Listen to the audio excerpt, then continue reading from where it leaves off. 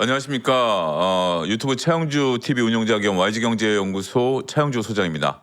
자, 이제 수요일 돌아왔습니다. 주스토리 시작할 텐데요. 지난주 수요일과 이번 주 수요일 확실히 분위기가 좀 다르죠. 여러분들 시장 최근에 어떻게 보고 계십니까? 시장이 다시 한번 바닥을 향해서 또 내려갈까요? 아니면 시장은 지난주 수요일 대비해서 상당히 안정세를 차지해 갈 수 있을까요? 저는 전체적으로 봤을 때는 안정세를 찾아간다라는 쪽에 일단 무게를 좀 두고 있습니다.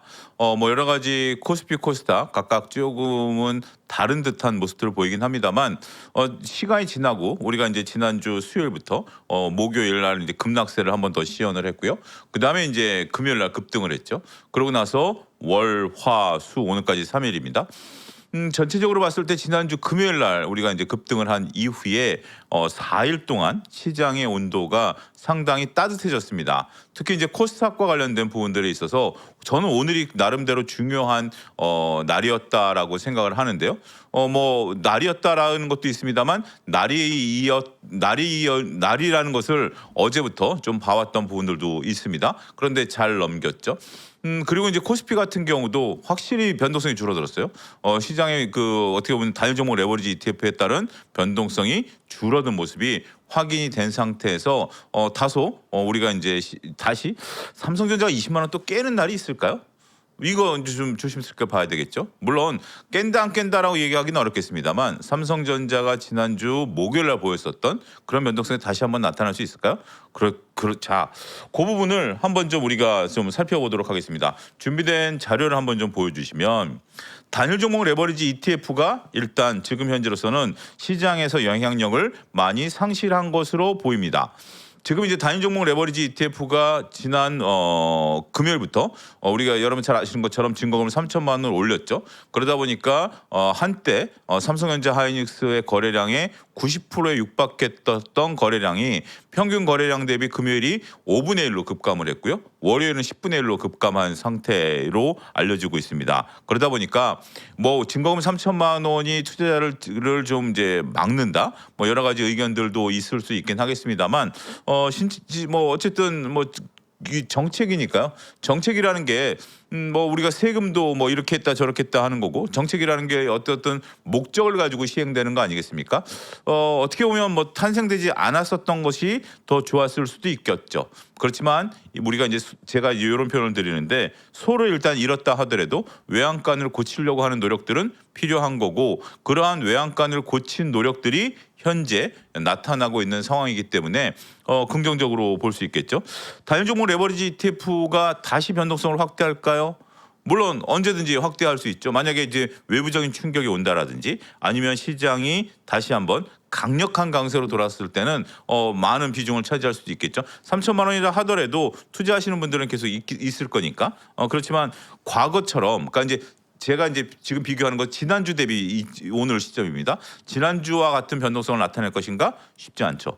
또 우리가 이제 레오폴드 헤지펀드 문제가 나타났죠. 오픈 AI의 이제 연구원이었던 레오폴드가 헤지펀드를 만들어서 AI 쪽에 이제 베팅을 하다 보니까 그것에 대한 상대적인 공격이 나오면서 전체적으로 이제 AI에 대한 마진콜이 나왔고 마진콜이 나오는 것들이 시장에 있어서 변동성을 키웠다라는 소식 아니겠습니까?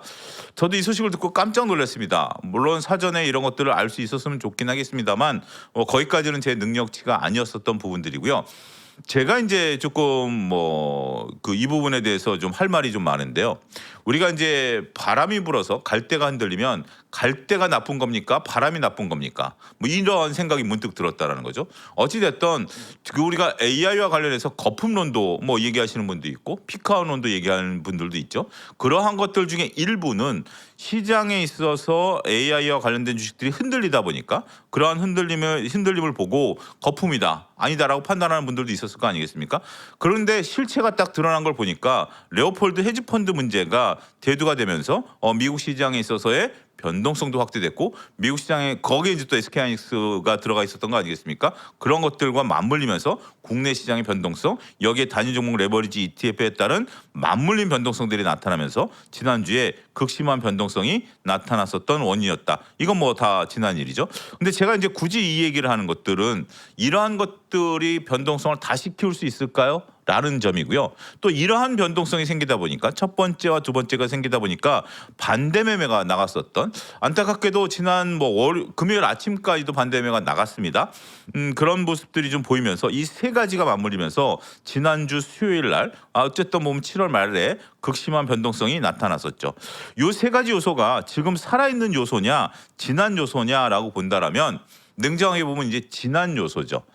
이 외에 새로운 어떤 요소로 지수가 삼성전자 기준으로 해서 아니면 우리가 그냥 일반적인 지수로 6천을 다시 깨고 내려갈 확률이 있을까요?라는 질문에 대한 답을 이렇게 길게 했습니다.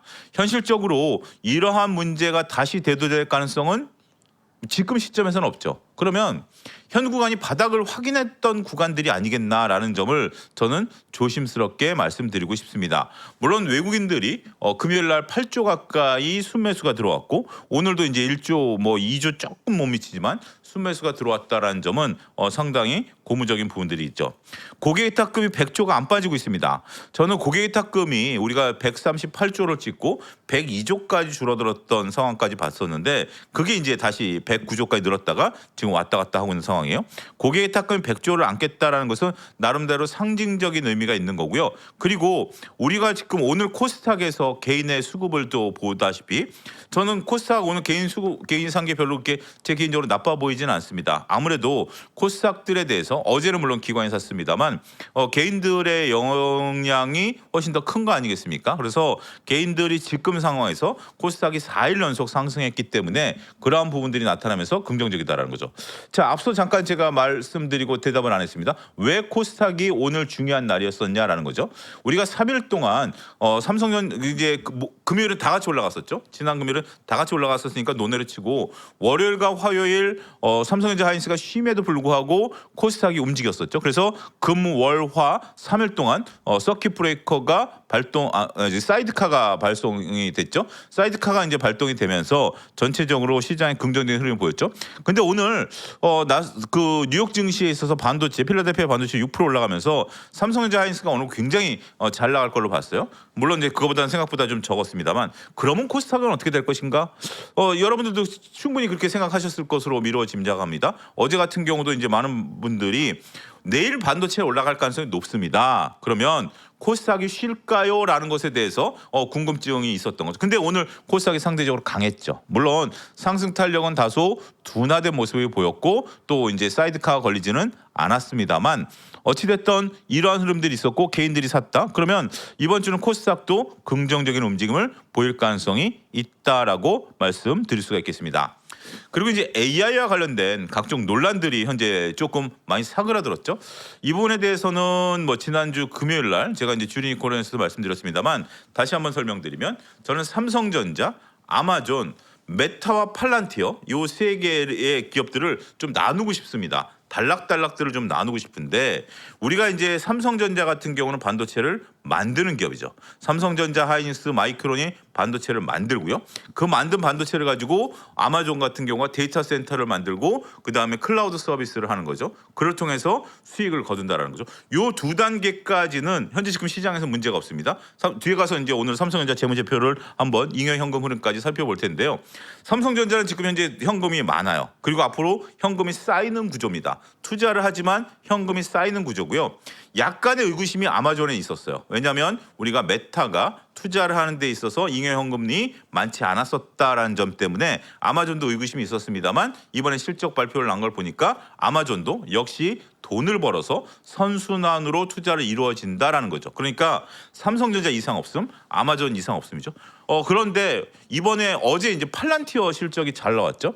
메타 실적과 팔란티어 실적은 좀 구분할 필요가 있다라고 보여집니다. 메타 팔란티어는 아직까지 이제 좀 논쟁거리에 있었었는데 실질적으로 우리가 이제 데이터 서비스를 하는 팔란티어라든지 그거를 활용해서 우리가 챗GPT라든지 구동을 하는 이러한 어떤 메타라든지 이런 쪽들인데 이걸 이제 구분하실 필요가 있어요. 지금 이제 여러분들이 보는 빅테크 기업들이 과연 어느 단계에 있느냐, 어느 단계에서 변동성을 나타내냐인데 메타는 지금 차입을 통해서 잉여 현금 흐름이 없기 때문에 투자를 하겠다라는 거 아니겠습니까? 그런 부분에서는 조금 고민스러웠었던 부분들이죠. 근데 팔란티어가 우리는 데이터를 보관하지 않습니다. 데이터를 중개하는 업체입니다라고 하면서 어마무시한 수익을 거뒀어요. 그렇기 때문에 AI와 관련해서는 지금 결국은 메타도 돈을 벌기 위해서 투자를 하는 거지 않습니까? 그러면 1단계, 2단계, 3단계까지 대부분의 기업들이 돈을 벌거나 벌 확률이 높다라고 보고 투자를 계속한다라는 거죠.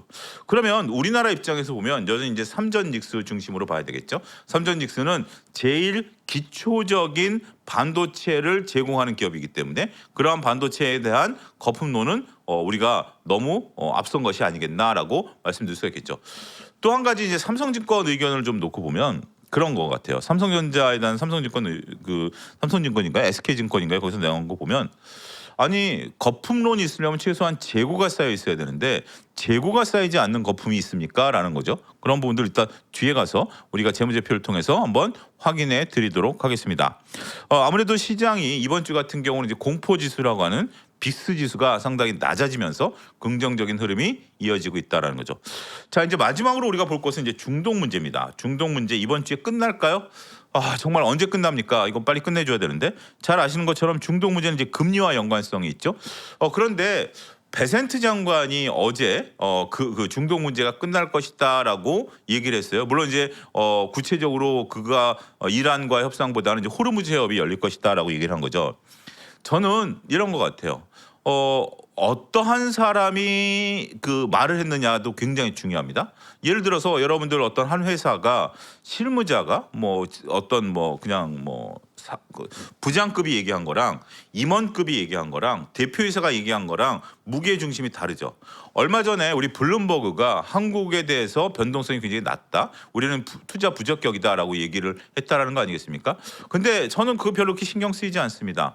물론 이제 뭐 기분은 나쁘죠. 근데 그것을 만약에 모건 스탠리라든지 아니면 JP 모건의 어떤 담당자가 얘기했다라면 굉장히 발작해야 되겠죠. 왜냐하면 그들 입장에서는 투자를 못하는 거지. 근데 블룸버그는 언론사 아니겠습니까? 언론사에서 그런 얘기를 할 수도 있죠. 언론이 갖고 있는 기능은 뭐죠? 비판적인 기능도 있기 때문에 그러한 얘기한 거 아니야? 라고 저는 그냥 그럴 수 있어. 물론 좋은 소식은 아닙니다만 언론사가 얘기했다라는 거죠. 자, 이번에도 베센트 장관이 얘기했다라는 것에 대해서 한번 좀 고민을 해봤어요. 왜 우리가 이제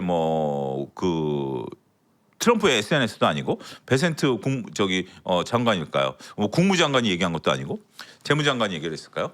그렇다면 지금 결국 미국 입장에서도 이제 트럼프 대통령의 중간 선거가 그 석 달 남았습니다. 11월 초니까 8, 90 석 달 남았습니다. 그런 상태라면 전체적인 어떤 미국의 그 국무위원들이 미국의 이제 어떤 장관급들이 이런 것들을 끝내려고 하는 노력들 결국은 트럼프 대통령과 운명을 같이 할 사람들 아니겠습니까? 그런 것들의 모습들을 좀 보이고 있기 때문에 말이 좀 길었습니다만 저는 이번에 좀 끝날 가능성이 있다라고 저는 개인적으로 생각합니다. 그래서 중동전이 끝나고 현재 유가가 75달러까지 떨어지지 않았습니까?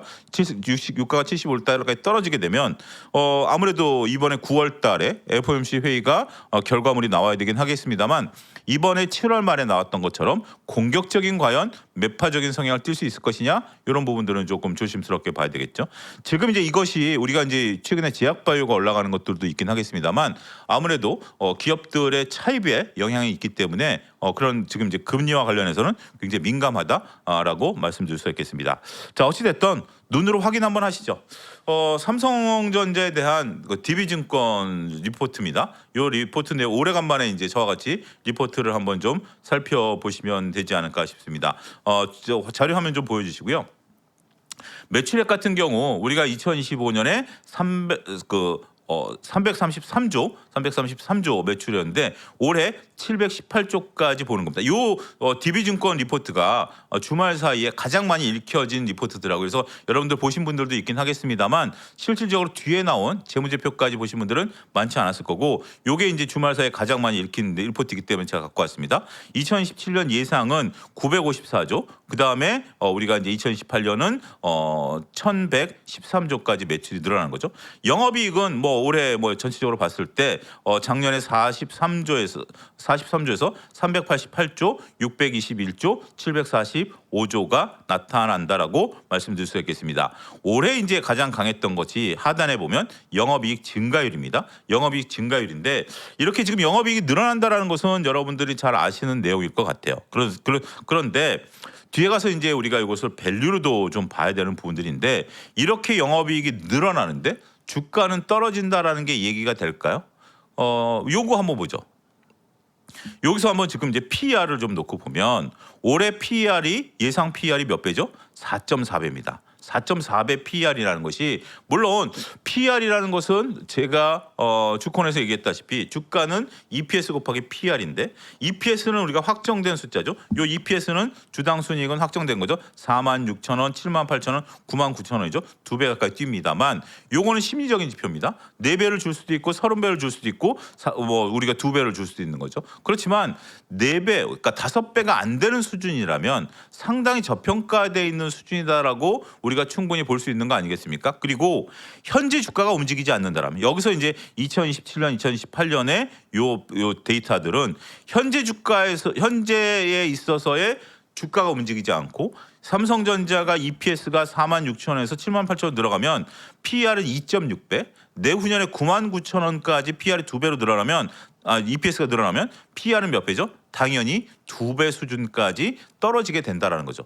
그러면 우리가 이제 주가가 20만 원이 깨졌을 때 일부 SNS에서 야 이거 15만 원 가는 거 아니야? 13만 원 가는 거 아니야? 누가 그런 데더라. 제 개인 유튜브에도 그렇게 댓글 다시는 분들이 있더라고요. 그런데 그러한 근거는 뭔가요? 근데 저는 이러한 수치들을 놓고 보면 과연 우리가 이거를 우려해야 될 바냐라고 보는 거죠. 근데 이제 또 이렇게 보는 시각도 있습니다. 그 밑에 단에 있는 PBR을 놓고 보면 PBR이 1.9배, 0.7배까지 떨어진다라는 거죠. 자, 올 초만 하더라도 삼성전자 멀티플을 볼 때 우리가 PER을 봤습니까? PBR을 봤습니까? 물론 이제 이거에 대한 복잡한 설명을 하지는 않겠습니다. 근데 올 초만 해도 PBR을 본 경우가 많았습니다. 그러면서 PBR이 지금 이제 이렇게 높아 보이는 것은 현 주가 대비해서 높은 거고요.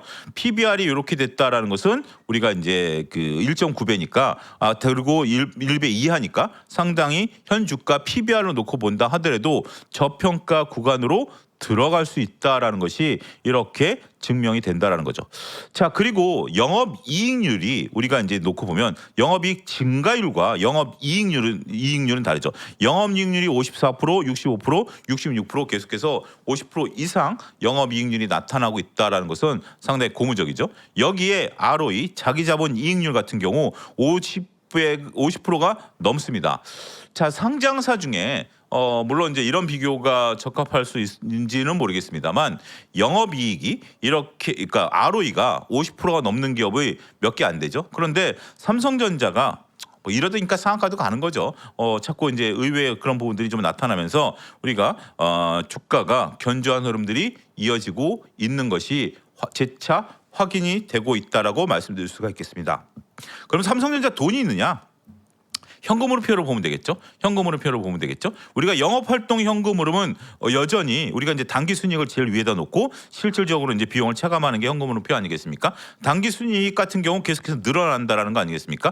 45조, 317조, 530조, 680조. 자, 근데 여기서 손익계산서 여러분들 보시면 영업이익이 388조고 우리가 전체적으로 당기순이익이 317조, 530조, 663조죠. 근데 지금 여기서 보면 지금 이제 이건 삼성전자지만 하이닉스 2분기에서 우리가 영업이익보다 당기순이익이 많았죠. 그러면 지금 주주환원 정책을 기다리시는 분들이 있습니다. 이 주주환원 정책과 관련돼서 어떤 식으로 봐야 되는지는 이따 7시에 주린이에 제가 또 한 번 나옵니다. 거기서 주주환원 정책을 좀 풀어드릴 예정인데 어찌됐든 주주환원 정책은 당기순이익을 기준점으로 하는 거죠. 당기순이익을 기준점으로 하기 때문에 영업이익보다 하이닉스가 당기순이익이 더 좋았어요. 그런 부분들을 놓고 보면 주주환원 정책에 있어서 우리가 상당히 긍정적인 흐름이 이어질 가능성이 있다라고 보는 거죠. 자, 다시 표를 좀 보도록 하겠습니다. 우리가 이제 현금 흐름을 놓고 보면 현금 흐름이 이런 모습들을 보이고 있는 상황인데 중요한 것은 투자 활동 현금 흐름입니다. 여기서 이제 마이너스로 표시가 돼 있는데 투자를 하겠다라는 거죠. 캐펙스 투자를 68조, 내년에 85조, 내후년에 일단 48조입니다. 요거는 조금 아직까지 우리가 이제 내년까지만 보자고요. 정확히는 내년까지 어떤 흐름들을 볼 수 있고 내후년에는 내년 정도 되면 아니면 올 연말 정도 되면 결정이 나겠죠. 어찌됐든 캐펙스 투자를 계속해서 하겠다라는 겁니다. 그런데 재무활동 현금 흐름이 마이너스예요. 재무활동 그러니까 자 영업활동 현금은 플러스고요. 투자활동 현금 흐름은 마이너스입니다. 그런데 재무활동 현금 흐름이 마이너스예요. 이게 무슨 얘기입니까? 자 영업활동 현금은 기업에 돈이 들어오는 거고요. 투자 활동 현금 흐름은 캐펙스 투자니까 기업에서 돈이 나간다라는 거죠. 재무 활동 현금에서 보면 우리가 배당금 지급으로 11조가 나가죠. 돈이 나가는 겁니다. 이거는 매우 긍정적인 거죠. 자, 영업 활동 현금이 플러스, 투자 활동 현금이 마이너스, 재무 활동 현금이 마이너스. 이거는 우량 기업의 전형적인 모습입니다. 여러분들이 이런 모습들은 눈에 익혀 두시면 좋을 것 같아요. 플러스, 마이너스, 마이너스 이런 부분들 여러분들이 눈에 익혀 두시면 된다라는 건데, 이렇게 배당금을 지급하고 현금의 증가를 놓고 보면 현금이 2026년에 247조가 늘어나고요. 2017년에 510조가 늘어나고요. 689조가 늘어납니다. 그러다 보니까 기초 대비해서 기말 현금이 어마무시하게 늘어난다라는 거죠. 지금 반도체 기업은 삼성전자뿐만이 아니라 우리가 전체적으로 봤을 때 하이닉스도 마찬가지고요. 이러한 현금 흐름표를 놓고 보면 긍정적인 모습이 나타나고 있다라고 우리가 확인이 되고 있는 것 같아요. 특히 삼성전자 입장에서는 우리가 이제 일부 ADR을 좀 발행하는 것이 좋지 않을까라고 의견을 제시하신 분들도 있습니다. 하이닉스처럼 미국 시장에 그래도 좀 발을 담그고 있으면 미국 시장에 있어서 뭔가라도 좀 될 수 있는 거 아니야. 근데 굳이 삼성전자가 우리가 이제 어떻게 보면 배당을 지급한다라든지 아니면 자사주 소각을 해서 주식수를 줄이는 역할을 할 수 있을 정도의 재무 구조가 튼튼한데, 굳이 ADR을 발행해서 주식수를 늘린다라든지 아니면 미국의 간섭을 받는다? SEC 규제. 이번에 하이닉스도 실질적으로 주주하는 정책을 밝히지 못했었던 게 이미 끝났긴 했습니다만 25일 룰에 걸렸던 거 아니겠습니까? 그런 부분들을 삼성전자가 과연 할까? 라는 부분들에 있어서는 지금 현금 흐름표를 본다라면 특별히 할 만한 요소는 없다라는 거죠. 자, 여기서 또 한 가지 보신 분들 중에서 보면 요 숫자가 또 의문스러울 수도 있을 것 같아요. 지금 사채 및 차입금의 증가죠. 증가인데 마이너스죠. 이건 뭐죠? 갚는 겁니다. 오히려 지금 삼성전자 입장에서 본다라면 2025년까지는 우리가 이제 차입금이 좀 생겼습니다. 그렇지만 그 차입금을 갚아간다라는 측면에 있어서는 그만큼 자신감이 있는 거죠. 현금 흐름이 용이하게 나타나고 있다라는 점에 있어서는 상당히 긍정적으로 우리가 걱정할 필요 없다. 자, 우리가 대차대조표 재무상태표를 한번 보면 우리가 전체적으로 봤을 때 유동자산, 그다음에 그러니까 이제 우리가 자산, 여기까지 자산 항목이죠. 자산 총계, 부채 총계, 자본 총계를 볼 수 있겠죠. 여기서 지금 제가 이 대차대조표까지 이제 좀 보는 이유는 현금성 자산이 올해 어마무시하게 늘어나는 거죠. 현금성 자산이 늘어나는데 지금 일단은 여기서 매출 채권, 그러니까 현금성 자산이 늘어나는 것은 앞서 살펴봤죠. 근데 매출 채권이 늘어나는 부분들인 거로 여러분들이 좀 보셔야 될 것 같아요. 자, 매출 채권과 기타 채권은 뭐냐면, 채권은 뭐죠? 받을 돈입니다. 채권은 내가 현재 지금 물건을 팔고 어음을 받은 거예요. 어음을 받은 건데, 매출 채권이 지금 현재 58조에서 137조, 이거 나쁜 거 아닙니까? 아닙니다. 매출이 늘어나면 당연히 삼성전자를 현찰 주고 D램을 사가나요? 그런 부분들은 없죠. 매출 채권을 이제 발행을 하는 겁니다. 그런데 매출 채권이 늘어나는 속도가 그렇게 가파르지 않다라는 거죠. 이거는 뭐냐면, 여기서 또 한 가지 우리가 좀 봐야 될 것이 뭐냐면 재고자산입니다. 재고자산은 어떻게 되죠? 오히려 감소하고 있다라는 겁니다. 자, 매출액 대비 매출 채권이 늘어난다라는 것은 실질적으로 돈이 안 도는 거예요. 그런데 우리가 앞서 확인했던 매출액 대비 매출 채권 증가율이 동일하게 거의 간다라는 거죠. 그리고 재고가 감소하고 있는 상황입니다. 이게 과연 피크아웃을 나타내는 기업의 재무제표인가요?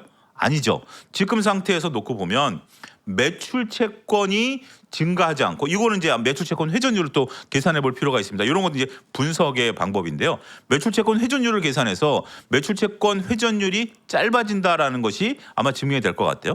재고 자산이 늘지 않는 거기 때문에 그러한 부분들을 놓고 보면 삼성전자에 대한 전반적인 돈의 흐름들은 상당히 긍정적으로 우리가 볼 수 있는 상황이다라고 말씀드릴 수가 있겠죠.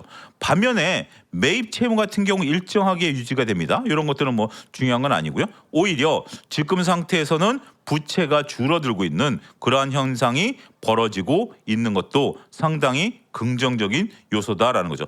부채에서 가장 문제는 뭐죠? 장기 차입금이죠. 장기 차입금인데 장기 차입금이 우리가 전체적으로 좀 줄어들고 있다라는 것들이 긍정적이겠죠. 이익잉여금이 어마무시하게 늘어납니다. 이익잉여금이 400조에서 700조, 1200조, 1800조. 이게 이익잉여금이 뭐죠? 우리가 이제 소위 말해서 이제 배당을 한다라든지 자사주 소각을 한다라든지 이것의 재원 아니겠습니까?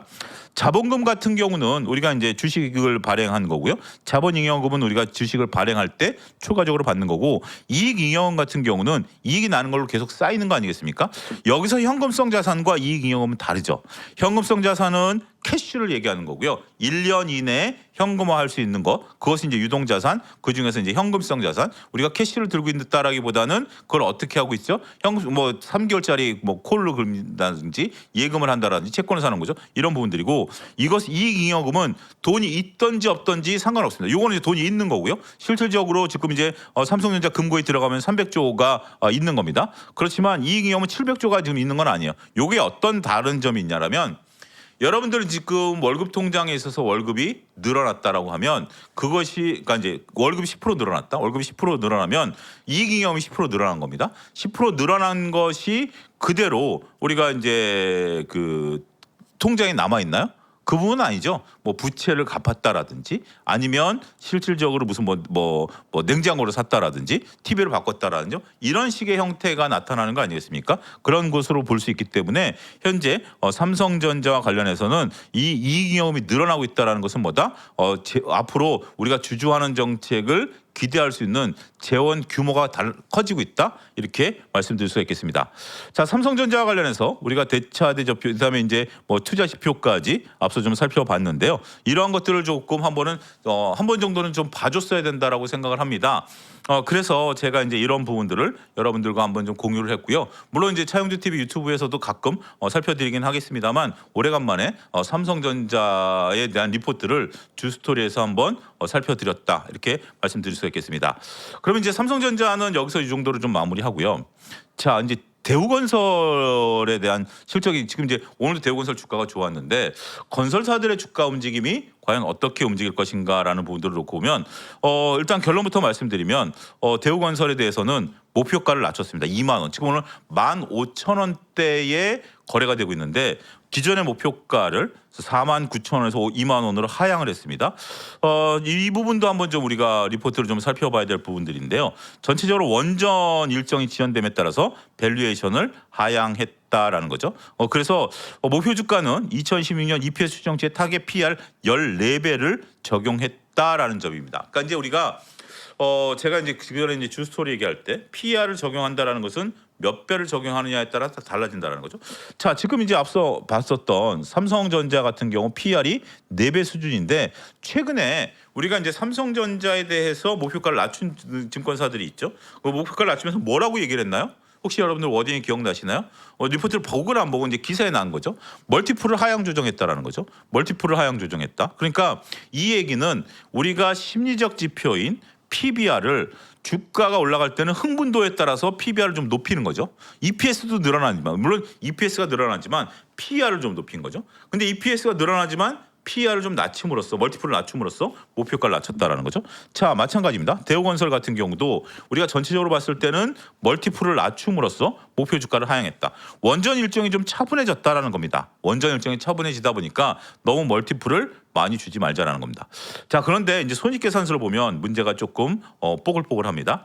현재 지금 같은 경우 놓고 보면 올해에 이제 우리가 매출이 대략 한 8조에서 대체 스테디하게 흘러가는 거죠. 2018년에 9조까지 이제 늘어날 걸 보고 있는데, 드라마틱한 매출의 증가율은 아직까지 보이지는 않는 것 같아요. 그래서 우리가 이제 전체적인 실적 가이던스를 놓고 보면 2분기 실적이 잘 나왔습니다만, 주택건설 사업 부분에 있어서 대우건설이 실적이 잘 나왔다라는 건데, 그 부분을 제외하고 나면 나머지는 드라마틱한 모습들은 확인되지 않고 있다라고 말씀드릴 수 있겠습니다. 영업이익도 올해 850조에서 내년 700조, 내후년에 880조이기 때문에 매출액 증가와 관련해서, 그리고 영업이익과 관련해서 드라마틱한 부분들은 보이지 않는 것 같아요. 단지 작년에 영업이익이 상대적으로 그러니까 마이너스였고 적자였었던 것이 흑자로 전환됐다라는 점. 제가 좋아하는 모습은 바로 이런 모습입니다. 적자에서 흑자로 단기적으로 변한 모습들 나타난 건 좋은데, 요게 이제 올해 선반영됐다라는 거죠. 올해 이제 선반영되면서 다음 연도에는 이런 것들이 반영되기 쉽지 않다라는 거죠. 그런 내용들을 좀 확인해 보면, 우리가 이제 3분기 매출은 2조 정도. 그러니까 원래 이제 그 2분기도 앞에 단에 보면 그 지금 2.1조가 3분기인데 2분기는 2.0이 나왔어요. 그러면서 전년 동기 대비 YOY 대비 10% 줄었고, 하지만 3분기에는 우리가 2.1조가 나오고 영업이익은 1,700억. 이번에 2분기 때 1,800억 정도 나왔어요. 조금 뭐 비슷비슷한 수준에 되는 것 같아요. 근데 이제 제가 이제 이 리포트를 또 한 가지 보는 것은 수주와 관련된 겁니다. 수주와 관련돼서 자, 매출은 전체적으로 변동성은 없는데 수주가 이제 가능성이 좀 늘어난 겁니다. 이런 기업들을 어떻게 평가를 해야 될까요? 자, 수주가 만약에 늘어났다. 수주가 늘어났다. 그러면 대우건설 주가가 올라갈까요? 오늘 지금 이제 어제 오늘 대우건설 주가가 좋았던 것은 이런 내용이 아니라 SMR과 관련된 협업 문제가 저는 불거졌다라고 봐요. 그래서 현대건설이라든지 뭐 다양한 건설사들이 움직였는데 어찌 됐든 대우건설이 지금 이제 수주와 관련된 얘기들이 나왔을 때 주가가 올라갈 수 있을까요?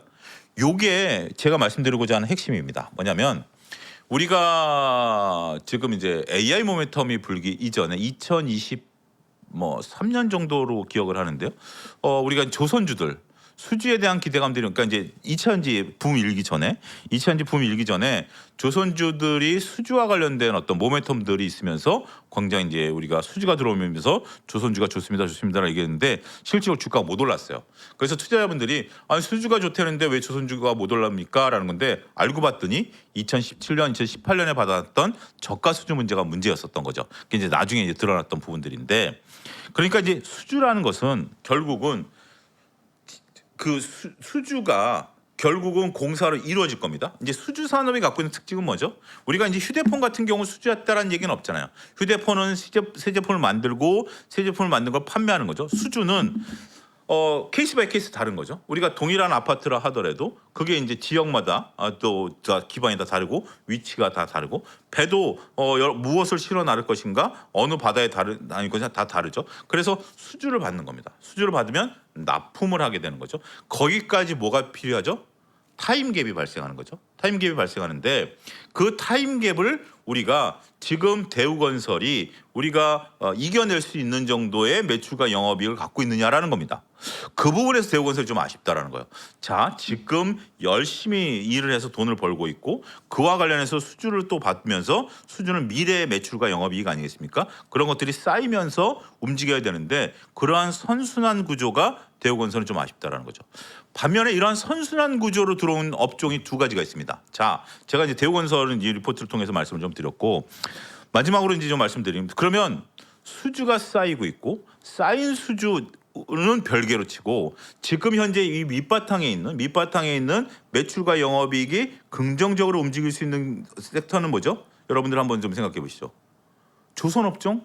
조선업종 지금 좋습니다. 앞서 언급드렸다시피 우리가 과거에 저가 수주 때문에 이 수주 잔고가 관심 못했는데 이 수주 잔고가 내려온 거예요. 이 수주 잔고가 내려와가지고 지금은 확실한 이익으로 변했어요. 이 수주 잔고가 확실한 이익으로 변했고 또 수주 잔고가 쌓이고 있는 거예요. 그래서 이게 같이 갑니다. 앞으로 지금 이익이 쌓이고 있고 이 쌓인 이익과 수주 잔고가 계속해서 쌓여가는 거죠. 이게 첫 번째 섹터고요. 두 번째 섹터. 오늘 효성중공업 보셨죠? 결국 변압기도 마찬가지입니다. 변압기도 현재 수주가 10조 넘었던 것이 지금 이익으로 바치고 있고 여기 수주 잔고가 쌓이고 있는 거예요. 그래서 20조까지 수주 잔고가 쌓일 겁니다. 그런 부분들이 꾸준히 이제 늘어나고 있다라는 거죠. 그래서 지금 이제 우리가 이런 기업들을 놓고 보면 물론 이제 변동성이 이제 끝난 상태에서 이제부터는 재무제표를 좀 볼 필요가 있는 것 같아요. 그리고 기업들의 미래를 우리가 예측을 한다라든지 기업의 미래를 우리가 조금 적극적으로 볼 수 있는 그런 부분들을 활용할 필요가 있다라고 보여집니다. 7월 한 달 저도 상당히 많이 조금 조심스러웠습니다. 왜냐하면 어떠한 리포트를 읽어도 리포트 읽고 시장을 봐도 시장이 전혀 반응을 안 해요. 실질적으로 이제 실적이 발표됐을 때도 반응을 안 해요. 그런 부분들이 있었기 때문에 굳이 리포트를 봐야 되냐 저도 상당히 괴로웠었습니다. 그런데 이제 시장이 이렇게 앞서 언급드렸다시피 다 동시에 올라온다. 시장에 동시에 올라오면 여기서 이제 나중에 차별화될 겁니다. 차별화되는 근거가 뭘까요? 근거라는 것은 물론 이제 인기랑 내러티브도 있겠죠. 하지만 가장 중요한 근거는 저는 실적에 달려 있다라는 믿음을 아직까지는 버리지 않고 있습니다. 그래서 현재 구간에 있어서 실적을 한번 좀 잘 보자라 합니다. 자, 이제 제가 이제 이따가는 주진이에서 이제 다른 얘기를 할 텐데 다음 주 수요일 날 이제 주스토리 나올 때까지 시간이 좀 있습니다. 이제 마지막 여러분들에게 조금 한 가지 좀 체크해야 될 사항을 말씀드리면서 마무리하도록 하겠습니다. 무엇을 체크해야 되냐면 지금 오늘 8월 5일이죠. 8월 5일인데 이 날짜도 굉장히 중요합니다. 8월 15일이 일요일인가요? 8월 15일이 일요일입니다. 주말일 겁니다. 8월 15일 토요일인지 일요일인지 모르겠는데 주말일 겁니다. 아직 실적 시즌은 안 끝났습니다. 우리가 이제 삼성전자, 하이닉스 실적이 끝나고 나니까 일단 실적 시즌이 좀 끝났다, 잘 지났다. 조금 안도에 이제 조금 이제 생각을 하실 수가 있겠는데 이제부터 우리 이제 두 가지가 생길 겁니다. 중소기업들, 그러니까 좀 작은 단위 기업들, 시총이 좀 작은 기업들의 실적이 이제부터는 본격적으로 나올 겁니다. 이렇게 본격적으로 실적이 나오면 두 가지 현상이 벌어집니다. 의외의 실적이 잘 나오는 기업들도 있고요. 실적이 생각보다 안 나오면서 폭탄이 터지는 기업도 표현이 좀 그렇습니다만 나타날 가능성도 배제할 수 없습니다. 그래서 지금 구간에 있어서 우리가 아직까지 긴장의 끈을 놓치시면 안 될 것 같아요. 지금 이제 삼성 이제 코스피 올라오죠, 코스닥 올라오죠. 그러다 보니까 전반적으로 긍정적인 흐름이 이어질 것이야 이제 보는 시각도 있긴 하겠습니다. 아무래도 이번 주 후반까지는 내일 이제 목요일 금요일까지는 이러한 모습들이 보여지겠지만 그러한 과정에서 그리고 다음 주에는 변동성이 좀 나타날 가능성이 있죠. 아무래도 조금 그런 어떤 이번 주 올라간 것에 대한 반작용이 나타날 수 있죠. 여기에 실적에 대한 것들이 다음 주에 아마 집중적으로 몰릴 겁니다. 근데 제가 항상 예를 들어드리는 것처럼 막바지까지 실적 발표하지 않는 기업들의 대다수는 긍정적인 실적보다는 부정적으로 실적이 나올 확률이 조금 높습니다. 이게 이제 과거 사례인데요. 무조건 나쁘다라는 것이 아니라 현실적으로 현재 실적이 나오는 것보다 다음 주에 나올 기업들의 실적들이 조금 조심스러울 수도 있다. 이 점을 여러분들이 명확히 보셔야 될 것으로 보여집니다. 일단 지금 시장은 확실히 이제 정리하자라면 지난주에 바닥을 전 잡았다라는 생각이고 이런 부분에 있어서 여전히 삼전직수 중심으로 관심을 좀 가져야 된다라는 거죠. 오늘 삼성전기와 관련해서 좀 그런 질문을 받았어요. 좀 긍정적이지 않느냐? 여러 가지 이제 평가된 단가도 올리는데 근데 참 블랙홀처럼 1,000만 원 있으면 삼성전자 사시겠습니까? 삼성전기 사시겠습니까? 이게 참 애매한 것 같아요. 삼성전기가 나쁘다라는 게 아니라 여전히 삼성전자를 좀 보시는 분들이 많을 수밖에 없죠. 그러다 보니까 삼성전기 수급이 좀 안 들어왔던 면들도 오늘 좀 안타까움입니다. 어쨌든 갖고 계신 분들은 긍정적으로 들고 가셔야 되는 부분들이고 이 수급의 변화도 조금 조심스럽게 생기지 않을까 싶습니다. 자, 주스토리 오늘은 삼성전자 재무제표를 집중적으로 좀 살펴봤습니다. 좀 안심이 되시나요? 저는 이 리포트 보고 삼성전자의 지난번에 말씀드렸던 적극적 분할 매수 관점을 더욱더 끌고 가야 되겠다라는 생각을 했습니다. 일단 긍정적으로 보시고요.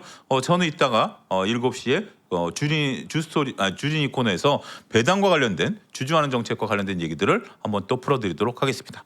자, 장시간 듣느라고 고생하셨습니다. 감사합니다.